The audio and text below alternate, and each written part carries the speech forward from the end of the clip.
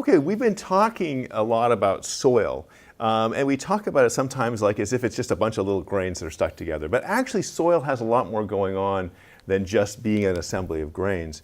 And one of the things that I would like to talk a little bit today is about plants and how plants are a fundamental piece of when we talk about the soils and unsaturated zone. And so really starting with when we have our plant and our soil, this is obviously a highly refined diagram, what we're going to have are these roots. And the thing about roots is they have fine structure coming off of them. Roots have a tremendous impact on many aspects of water movement in soil. Most dramatically, roots are going to impact the way water leaves soil.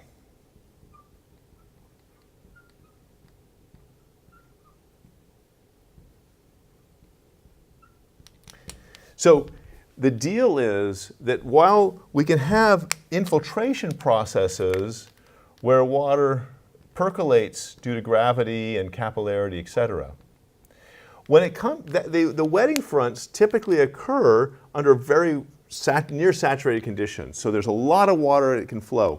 When the water is leaving the soil is actually rather dry typically. It's dried out where it feels firm. And so the only way for water to get out of that soil is for the roots essentially to chase the water. And so in fact, the length scale of water moving to the roots is on the order of 100 times shorter than the length that water came to the roots. So the water leaving through the roots means the roots have to be distributed through the entire soil profile, whereas the infiltration process happened without respect to the plants. So we immediately see that the departure of water from the soil is not just as if it was a flat surface with no biota on it. The plants are absolutely critical. So the way water leaving the soil. But it also does impact the way water enters the soil. How is that? Well, if we took a silt or like flour textured of material and packed it together and we tried to pour water on it, water doesn't go in very well. And so in fact, the key thing of water entering the soil often has to do with structure. And so structure means the way that clods of soil are organized, but structure is also provided by roots, and roots emanate from the surface and they go down into the soil. And as roots decay, that leaves open channels, and we might call those macropores.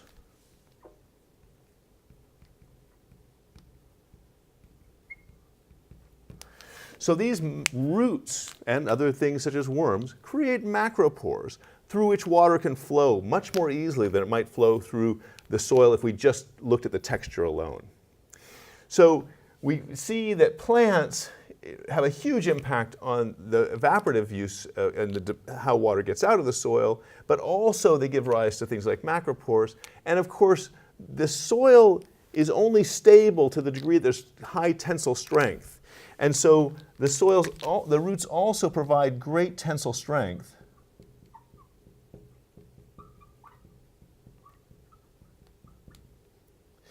To the soil, and this has tremendous impact on things such as erosion and landslides, which are clearly the things which kind of reset the time clock for soil, so that after erosion, after a landslide, we have to redevelop the soil from the bedrock material.